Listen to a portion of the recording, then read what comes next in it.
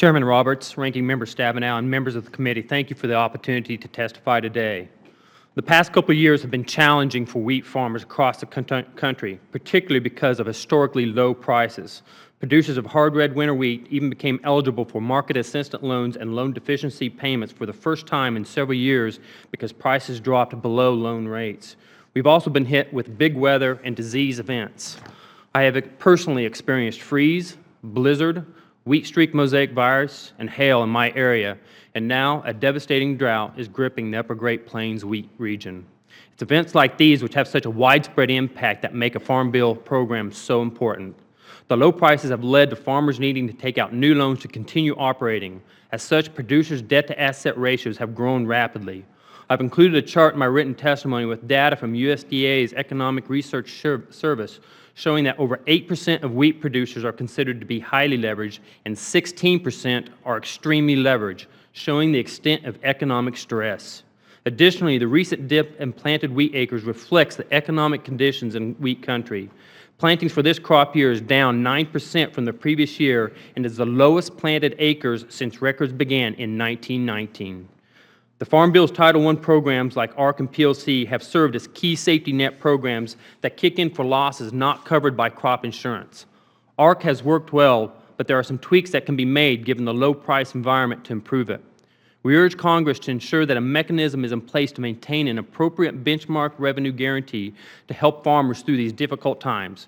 Included in my written statement are several options for both price and yield components of the ARC formula. We believe one of the tweaks is utilizing a reference price in the ARC formula that remains consistent with whatever the final PLC reference price in order to set a floor for the benchmark guarantee.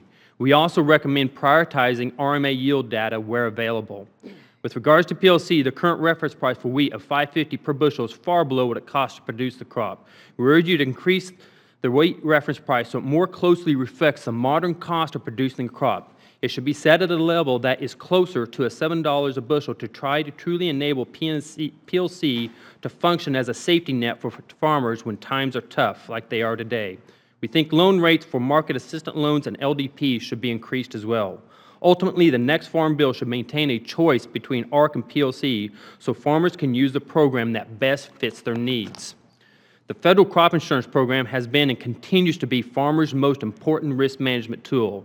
A farmer might go many years paying premiums for a policy and rarely get an indemnity, and they would much rather get a return from the market than become eligible for an indemnity. Crop insurance is critically important to enable a producer to farm another year when events outside of their control impacts them. The federal crop insurance program has also performed incredibly well, with an improper payment rate of just 2.2%, which is about half of the government-wide average of 4.39%.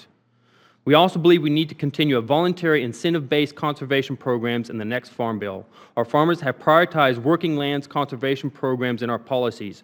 We believe these programs should work with farmers to integrate conservation practices and techniques into their farming operations and should recognize the different needs in different parts of the country for different crop rotations. Wheat farmers across the nation are experiencing the toughest economic conditions they have faced since the 1980s. This next Farm Bill will be critically important to farmers. The political and policy dynamics facing Congress this year are much different than the process to write the last Farm Bill. A strong safety net and risk management system is needed now more than ever. Each year, farmers face unpredictable risks when they plant crops in the ground, and they rely on an effective risk management system and safety net to offset the inevitable weather disaster or price drop. Crop insurance and Title I programs have proven to be effective and good policy in general. With that, I'll happily answer any questions.